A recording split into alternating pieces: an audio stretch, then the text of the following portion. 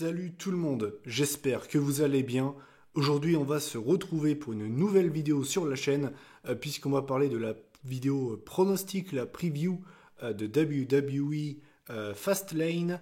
Comme vous avez pu le voir dernièrement, j'ai pas été très actif sur la chaîne. J'ai chopé un énorme rhume à un moment donné. J'ai également mes dents de sagesse qui sont en train de pousser, donc là actuellement j'ai mal quand je parle. Donc si j'articule un peu moins que d'habitude, c'est normal, c'est pas de ma faute, je suis désolé les mecs. C'est d'ailleurs probable hein, que je me les fasse retirer. Donc si jamais je me les fais retirer, bah, je vous tiendrai au courant parce que là pour le coup, je pourrais pas sortir de vidéo pendant un petit moment, je pense. Donc voilà, dernièrement, voilà, j'étais pas forcément très en forme. Mais voilà, alors peut-être que vous ne suivez pas le foot. Si c'est le cas, voilà, je pense que vous savez ce qui s'est passé hier, hein, puisque je vais sortir cette vidéo jeudi. Là, je tourne la vidéo après le match de Paris-Manchester. Je suis supporter de Manchester. Je vais éviter de tomber dans la gaminerie, de troller les Parisiens. Mais autant vous dire que là, actuellement, je suis sur un petit nuage. Je ne vais pas vous mentir. Petit aparté, hein, Manchester depuis quelques années en Ligue des Champions, c'est quand même bien compliqué. Notre dernier, on va dire, parcours intéressant, bah, ça remonte à 2011 en fait, quand on a été en finale. Mais au-delà de ça, après, ça s'est souvent arrêté en huitième, voire même en quart de finale, ou bien il y a même des saisons où on n'y était pas. Donc là, autant vous dire que cette mini remontada au Parc des Princes, elle m'a vraiment mis dans tous mes états et je suis remonté à bloc. Et je vais pas vous mentir que je vais avoir beaucoup de mal à m'endormir ce soir. Bref, du coup, aujourd'hui, je vais vous parler de WWE Fastlane et on va pas perdre de temps. On va commencer par un match qui a été rajouté au pré-show. Donc, on aura Andrade Cien Almas contre Rey Mysterio. Donc, euh, c'est un match qui sera bien cool. On l'a déjà eu à SmackDown et les mecs nous ont mais régalé. Donc je peux comprendre les gens qui sont déçus de ne pas l'avoir dans le main show. Moi ce qui me déçoit toujours en fait c'est même pas le fait que ce soit dans le pré-show, c'est qu'il n'y ait toujours pas de titre entre les deux. C'est-à-dire que les mecs se battent entre guillemets pour rien. Et c'est bien dommage, ce serait bien par exemple qu'il y ait un match Air versus Mask, ça aurait pu être bien cool. Après je pense que Rey a pas forcément envie de perdre son masque et je pense qu'Andrade a pas spécialement envie d'avoir la boule à Z et de ressembler à Vincent Lagaffe. Et je pense que Charlotte Flair n'est pas non plus de cet avis. Mais tout ça pour dire que voilà, le match sera bien cool, ça va bien chauffer le public dans le pré-show. Et pour le résultat, je pense qu'ils vont faire gagner Andrade Cien Almas. Ensuite, on aura un triple threat match par équipe. Pour les titres par équipe de Monday Night Raw, on aura donc Chad Gable et Bobby Roode contre les champions, à savoir Dash Wilder et Scott Dawson de Revival, les champions par équipe. Et enfin, une toute nouvelle équipe à Raw, Aleister Black et Ricochet. Je ne sais pas ce que vous en pensez d'ailleurs de ce pairing, de cette nouvelle équipe Black Ricochet. Personnellement, c'est pas que ça me dérange, enfin, c'est pas que ça me dégoûte, c'est pas que je trouve ça mauvais, mais c'est vrai que j'ai un petit peu de mal à voir Aleister Black toujours en équipe. Moi, dans ma tête, dans mon idéal, c'est plus un mec qui est solo. Voilà, je sais pas ce que vous en pensez. Du coup, je pense pas que de ce pairing avec Ricochet, je pense pas que ça va durer très longtemps. Je pense pas qu'ils vont gagner les titres. Je pense que le Revival va conserver, surtout que, voilà, on va pas se mentir, mais ils ont sûrement gagné les titres pour éviter de partir à la All Elite Wrestling. Donc je pense pas que Vince va leur retirer la ceinture aussi rapidement. Donc je pense que le Revival va conserver. Je vois pas Black et Ricochet gagner les titres. Et de toute façon, s'ils les gagnent, je les vois pas les garder longtemps. Par contre, pour ce qui est de la qualité du match, bah, du coup, je pense que ce sera un match très plaisant, très cool. Il y aura vraiment du très beau monde autour du ring. Et ça peut même être peut-être le meilleur match du show, sans déconner. Donc voilà, c'est un match qui, l'air de rien, n'est pas si facile que ça à pronostiquer. Ils peuvent tout à fait faire gagner Black et Ricochet. Et en plus de ça, ben, le match s'annonce bon, donc c'est un match que j'attends avec impatience. Ensuite, pour le titre féminin de SmackDown, on aura Asuka, la championne, contre Mandy Rose. Alors c'est vrai que depuis de nombreuses semaines, on va dire que l'attention est plutôt dirigée du côté du titre féminin de Raw. C'est vrai que le titre de SmackDown est plutôt délaissé, hein, je pense que je vais choquer personne en disant ça. Cela dit, moi ce que j'aime bien, c'est que l'affiche est fraîche, hein, c'est un match qu'on n'a jamais vu, en tout cas en pay-per-view, un vrai match, genre un vrai match compétitif. Donc voilà, je pense que le match sera pas mauvais. Je pense pas que ce sera non plus un 5 étoiles, faut pas déconner. Mais je pense que Mandy Rose va plutôt bien se débrouiller. Et je pense que Mandy Rose n'est définitivement pas la nouvelle Eva Marie. Je sais pas si vous vous souvenez hein, de ça quand elle a débuté avec Paige et Sonya Deville. Tout le monde disait que c'était la nouvelle Eva Marie, hein. Et les trois quarts des gens l'avaient jamais vu catcher, mais c'était la nouvelle Eva Marie. Et au final, bah, je trouve qu'elle est quand même pas dégueulasse dans un ring, Mandy Rose. Alors attention, c'est pas Charlotte Flair, mais je trouve qu'elle se débrouille plutôt bien. Donc je pense qu'on aura un match plutôt fun. Par contre, je vois Asuka conserver. Je pense pas qu'ils vont donner la ceinture à Mandy Rose. En tout cas, si Mandy Rose gagne le titre, ce sera pour moi un énorme upset. Ce serait vraiment une grosse surprise. Mais je pense pas qu'ils vont le faire. Je pense qu'Asuka sera championne en arrivant à WrestleMania. Pour affronter qui? Très bonne question. Peut-être un match à plusieurs avec toutes les catcheuses, on va dire, importantes de SmackDown. Un petit peu comme ce qu'ils avaient fait pour WrestleMania 33, si je me souviens bien. Donc voilà, je pense qu'Asuka va conserver la ceinture. Ensuite, pour les titres par équipe j'allais dire de Raw, mais non en fait, les titres féminins par équipe. Donc on aura les championnes Sasha Banks et Bayley contre Tamina et Nia Jax. Ça risque d'être un match plutôt sympa. Là aussi, je pense pas que ce sera un 5 étoiles, faut pas déconner. Mais je pense pas que ce sera mauvais. Je pense que ça peut être un match plutôt sympa. Il y aura forcément la dynamique David contre Goliath. Et en général, cette dynamique marche plutôt bien. Donc voilà. Ensuite, pour ce qui est du résultat, par contre, là, je pense que c'est assez prévisible. Je vois pas Sasha Banks et Bayley perdre les ceintures aussi rapidement. C'est les premières championnes par équipe de l'histoire de la WWE. Et je pense pas qu'ils vont leur donner un titre, un règne aussi éclaté que ça. Donc je pense qu'elles vont conserver les ceintures. Je pense qu'elles vont quand même en chier. Parce que Tamina et Nia Jax, c'est quand même pas n'importe qui. Et pour WrestleMania, je sais pas vraiment ce qu'ils vont faire. Par contre, il y avait eu des rumeurs à un moment donné pour qu'on ait un match avec Bayley et Sasha Banks contre des anciennes catcheuses, genre Lita et Trish Stratus. Moi, j'avais également pensé à pourquoi pas un match avec les Divas of Doom, Beth Phoenix et Natalia. J'en sais rien, mais tout ça pour dire que je pense que Bayley et Sasha Banks vont conserver les ceintures. Ensuite, pour les titres par équipe de SmackDown, on aura donc les Usos contre les The Greatest Tag Team. Voilà, c'est toujours leur nom, hein. Les Co-Besties, enfin vous appelez ça comme vous voulez. Shane McMahon et The Miz. Ce sera donc la revanche de WWE Elimination Chamber. Je pense que là aussi le match va remplir le job. Ce sera pas là non plus le match de la soirée, mais je pense pas que ce sera mauvais. Je pense que ça va tenir la route.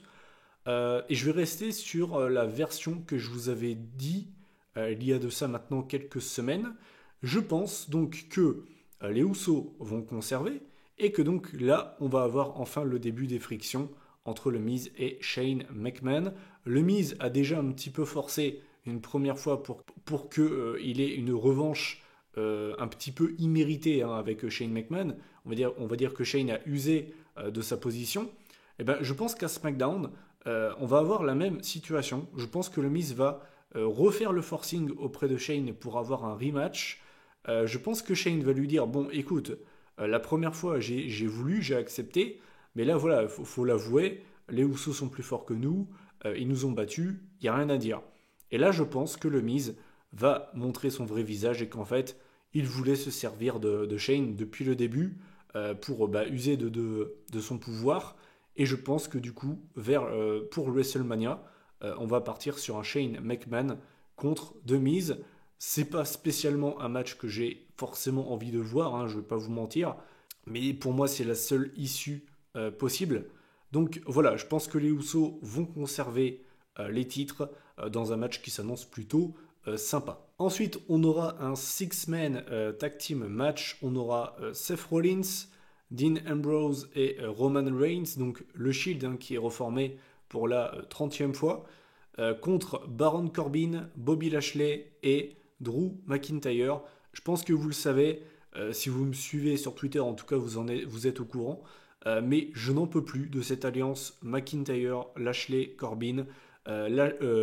McIntyre qui s'allie avec Corbin, pour moi ça reste un mystère.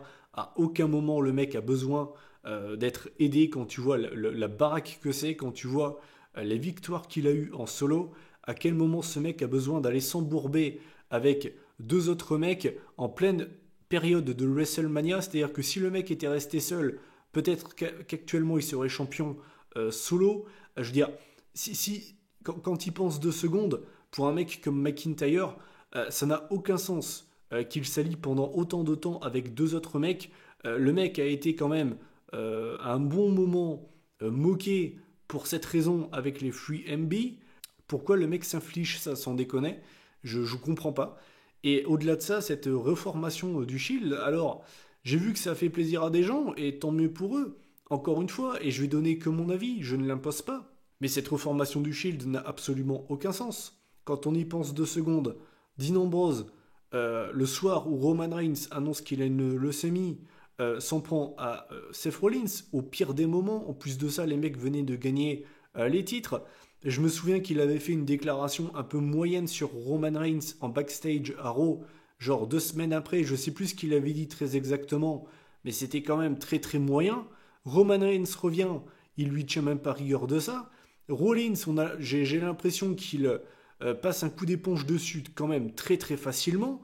Et Ambrose qui, en 2 secondes, passe de non non c'est mort les mecs, je veux plus me reformer avec vous, il voit que ses deux potes se font tabasser, et ça y est, pouf, il change d'avis. Ouais, je suis désolé, mais pour moi ça a été très très mal fait. Et cette reformation du Shield, pour moi, n'a pas lieu d'être. Et pour moi, c'est du grand n'importe quoi. Et justement, j'en avais parlé sur Twitter avec un mec, je crois que son pseudo c'est Glorious Samoan. Et j'étais totalement d'accord avec ce qu'il disait. C'est que l'évolution, ils se sont jamais reformés. Pourtant, ils auraient pu, hein, ils auraient pu. Croyez-moi que si l'évolution s'était reformée, genre en 2006 ou autre, ça aurait vraiment marché. Mais ils ne l'ont pas fait. Parce que le passif du groupe était beaucoup trop sombre et tu ne pouvais pas, si tu voulais suivre les storylines, tu ne pouvais pas reformer ce clan, ça n'avait aucun sens. Et bien là, c'est exactement pareil. Et puis, toujours reformer le Shield, bah, ça enlève du prestige à ce clan. Et moi, je trouve ça vraiment dommage. Donc, ce match, je vais être franc avec vous, c'est le match que j'attends le moins de la soirée. J'en ai strictement rien à battre. Et pour ce qui est du résultat, bien évidemment que c'est le Shield qui va gagner. T'as le vainqueur du Royal Rumble qui va main eventer WrestleMania. Dans ce match, t'as Roman Reigns qui vient de revenir.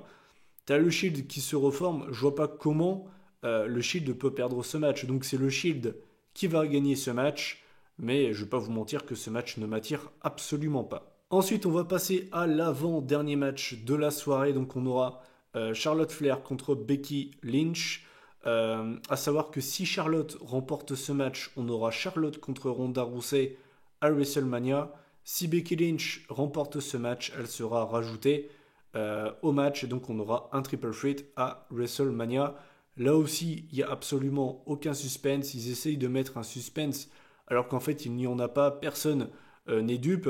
Surtout, moi, le truc que je comprends pas, c'est que Becky Lynch, on parle quand même de la meuf qui a gagné le Rumble.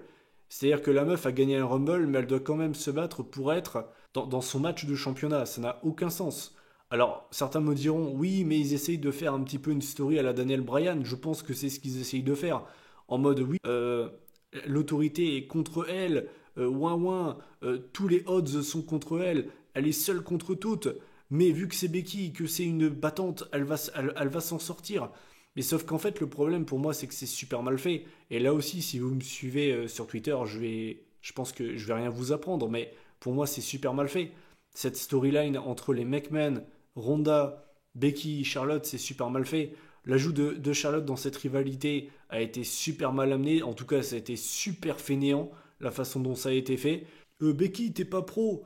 Moi, je rajoute Charlotte parce que c'est la chosen one. Ouais, c'est super flemmard. Becky Lynch qui se ramène à chaque fois sur une jambe avec sa béquille. Au bout de la 3e fois, ça devient quand même très très lourdingue. Ronda Rousey qui donne la ceinture à Stephanie McMahon et qui une semaine après s'étonne en disant « mais je l'ai jamais rendu le titre », au bout d'un moment, est-ce que t'es conne ou est-ce que t'es archi-conne? Et je préfère le préciser, mais je parle bien du personnage, je ne parle pas de la meuf, qu'on soit bien d'accord, hein. Je dis ça pour les plus jeunes, je ne dis pas que c'est Ronda Rousey qui est conne, je parle bien du personnage. Mais ça l'a fait vraiment passer pour une grosse neuneu, moi je suis désolé, mais cette rivalité, elle a des bonnes intentions, je vois ce qu'ils veulent faire, et encore une fois je vais me répéter, mais ce Triple Threat match à WrestleMania sera très très bon, ce sera sûrement même le meilleur match du pay-per-view, mais sans déconner, qu'est-ce que c'est mal amené, qu'est-ce que c'est mal foutu. Et pour revenir sur ce match de Fastlane, parce que mes dents de sagesse commencent réellement à me faire mal, euh, mais bien évidemment, c'est Becky Lynch qui va conserver. C'est Becky Lynch qui va l'emporter, pardon. Et vous allez me dire, mais comment elle va faire, Mathieu? Elle s'est faite déglinguer à Raw contre Ronda Rousey. Elle a une jambe en moins, elle est en béquille, elle a peut-être un bras en lambeaux. Comment est-ce qu'elle va faire? Bah, c'est une très bonne question. Peut-être que Ronda Rousey va venir se mêler à la bataille pendant le pay-per-view. J'en sais rien.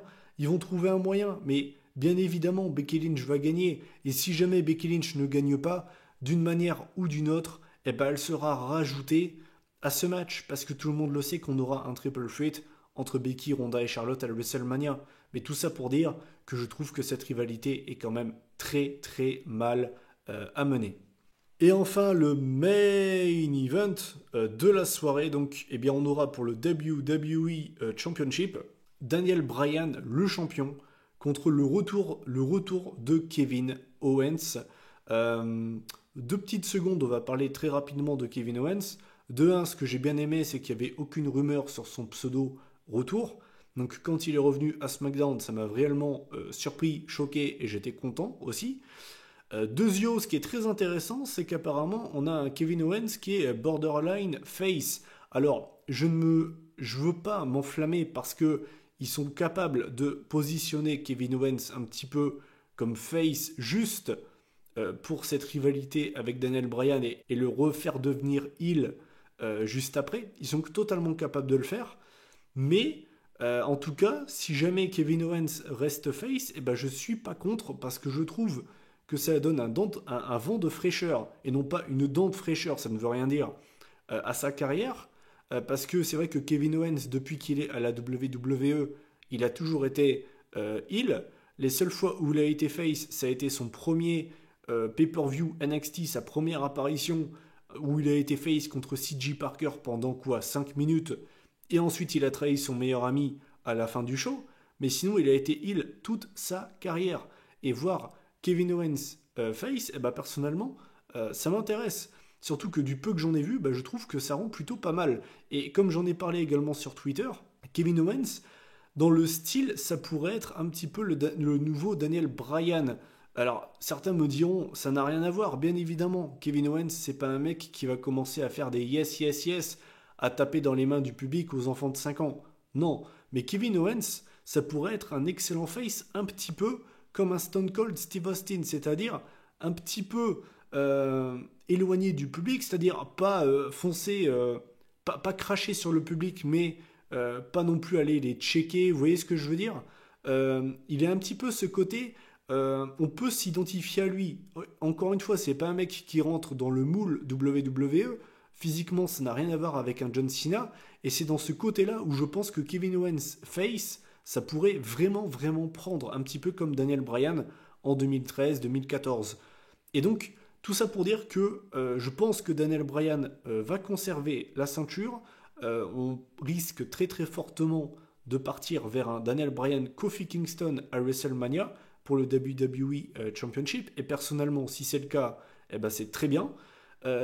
Mais la seule chose dont je suis sûr, en tout cas je pense, c'est qu'on aura un bon match, voire même peut-être un très bon match, parce que Kevin Owens et Daniel Bryan, c'est quand même deux très bons catcheurs. Après, je reste quand même sur mes gardes, parce que lors des dernières années, on a eu des pseudo-matchs de rêve qui ont été quand même assez décevants à la WWE, mais normalement, voilà, Daniel Bryan contre Kevin Owens, ça a de la gueule, donc je pense que ce sera un bon, voire même très bon match. Je pense que Bryan va conserver, mais en tout cas, je suis très intéressé de voir ce qu'ils vont faire de Kevin Owens.